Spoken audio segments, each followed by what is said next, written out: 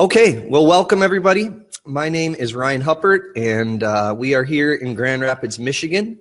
And I want to welcome everyone to the third annual Youth Virtual Conference of the United Nations Universities, RCEs, and as well as some other members from the sustainability community.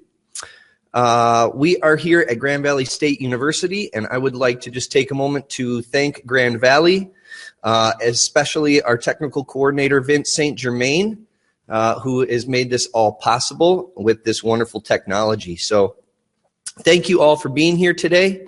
It should be an exciting morning or afternoon or wherever you are in the world, but an interesting few hours together. So the objectives of the conference. This conference seeks to give students the perspective and practice of a global dialogue in the hopes that they will better understand the unique energy dilemmas facing the regions of the world, and in turn reveal and embrace universal themes of sustainability through dialogue, empathy, and collaboration. So students, please focus on aspects of sustainable solutions that you feel are universal and applicable across regions and peoples. We'll see today that energy is produced in very different ways across the planet and has different systems which dictate how that energy is used and the problems that surround those sources of energy. But we'll also find that some of the solutions to these issues are applicable across the globe. And what are those themes? What are those solutions towards a more sustainable energy source for our planet?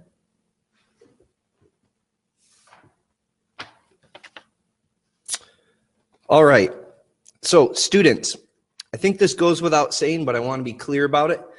As you all know, the youth will be the next world leaders. If we are to solve these problems of sustainability, these wicked problems of sustainability that persist across borders, across languages, and across countries, we will need to collaborate, we will need to communicate, we will need to have these dialogues. So today is a window into that world and a bit of a model for what we hope to see from our world leaders in the future. All right, next up is our map. Here you can see where everyone is located. And what I'd like to point out is that here we all are connecting across the globe, but our carbon footprint is very small today. So bringing everybody together virtually is, again, another example of ways in which we can collaborate that doesn't cause more of a problem. We would like to welcome up La Paz School in Costa Rica. So, hoping that you guys are able to come online with your audio now. Hi, everyone. We're here in Guanacaste, Costa Rica at La Paz Community School. And my name is Noah, and this is Olivia. And we would like to share our findings of energy and climate change in Costa Rica. So first I'll talk about our region, Guanacaste, and then next we will keep talking about our school and Costa Rica as a whole.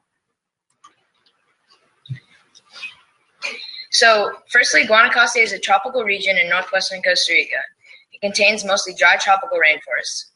Not rainforest, forest. There's a difference. It also has two main seasons, the dry season and the rainy season. So the average temperatures vary from 32 to 36 Celsius, which in Fahrenheit would be 90 to 96. It is unlikely that the temperatures will surpass those averages.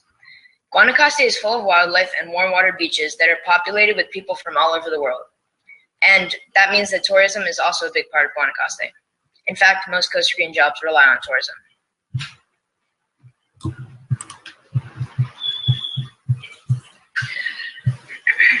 Costa Rica uses a variety of renewable and non-renewable energy sources.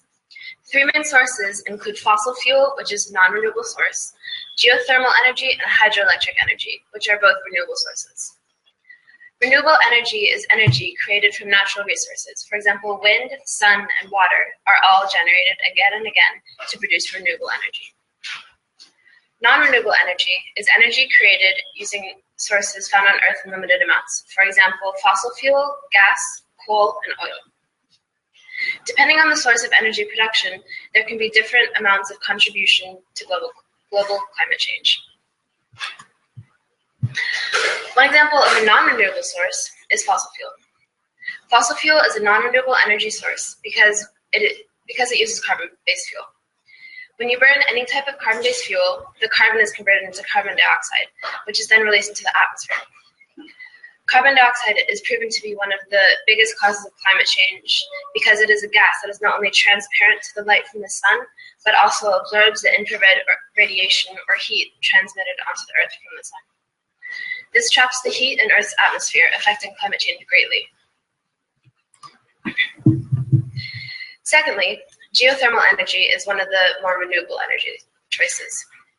There are many advantages to geothermal energy. For example, it can be produced without burning fossil fuel because it is generated using the heat from the Earth. The main environmental concern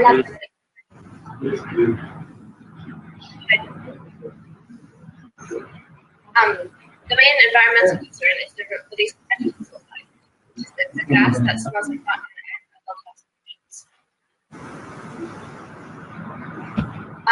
as well as the disposal of some geothermal fluids which contain low levels of toxic material.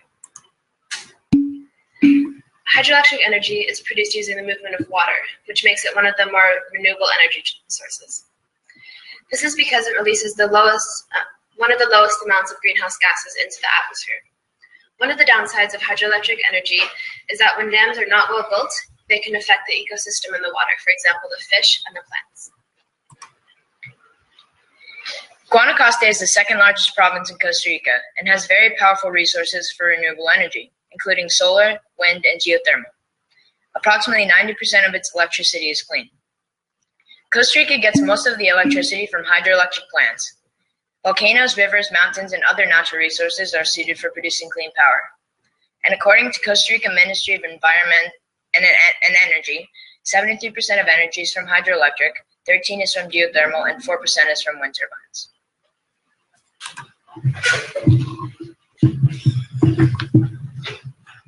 Hi, I'm Sarah. And I'm Billy. And now I'm going to talk about Costa Rica's accomplishments and goals.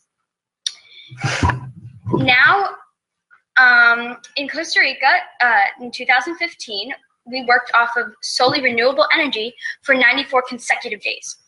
We had to end the record because of a common drought.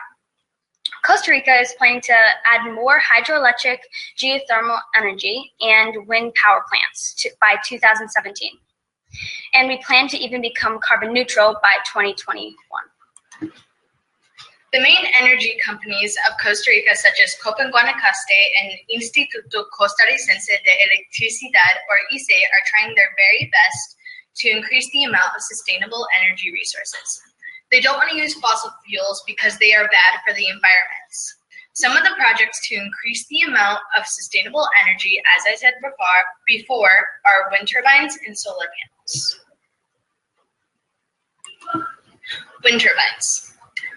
Costa is a really windy area during the months of December to April, so it is a good solution to build wind turbines. This area would then produce enough energy to even out what they actually cost. It is estimated that they would produce about 50 million watts, and they last about 80 years. They are about $40,000 each, and with installation, about $60,000. A disadvantage of wind turbines is that they are a threat to wildlife. The wind turbines need space for installation and construction, which can destroy a landscape. They are also a threat because of the strong wind suction to oncoming birds. In order to install wind turbines, you have to dig deep into the earth, which can damage underground homes.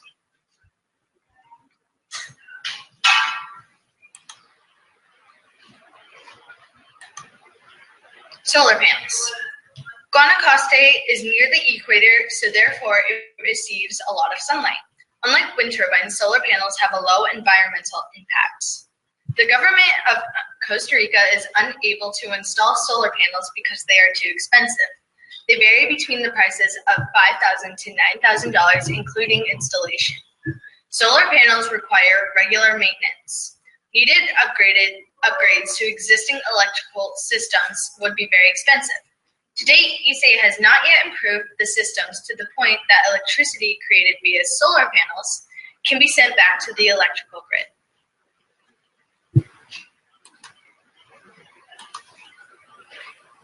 A micro level of renewable energy here at La Paz Community School is our simple use of solar panels on our roofs. La Paz is starting to promote different types of ways to use our small amounts of renewable energy. Our carbon offset for December 2015 was an equivalent to 6 trees. And last year, we produced 3.48 megawatt hours from the solar panels. That's enough to power a large unit AC for 2,000 hours. However, with the amount of ACs at our school and the number of hours that we use them, which is about 10, we would only be able to run them for about 20 days with our renewable energy for the year.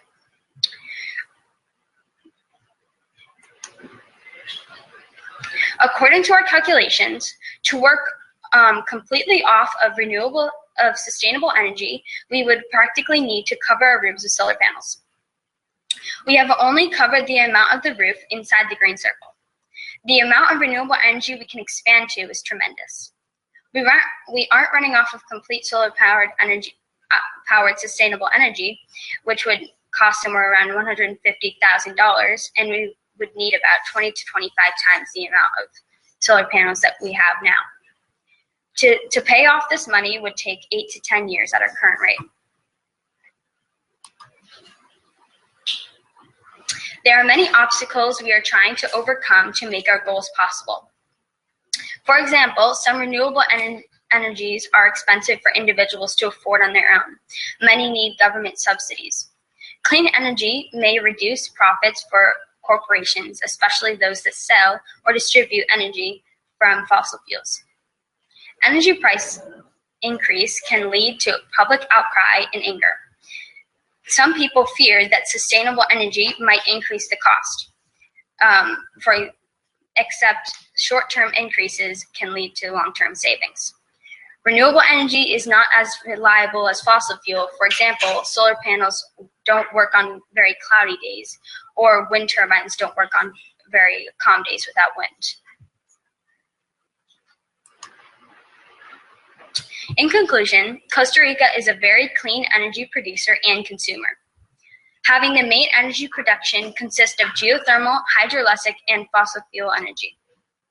Big companies such as ICE continue to push for further clean energy production by starting projects like windmills and solar electricity installations.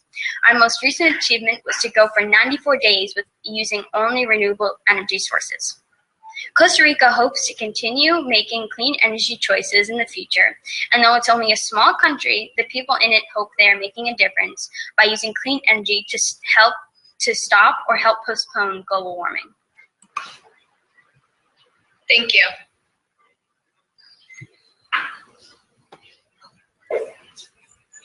Great job, La Paz. We appreciate it. Please tell Mr. McLennan, your principal, that I hope to see him soon, and thank him for having you guys present. Also, thank you very much to your teacher. You guys did an excellent job, so thank you.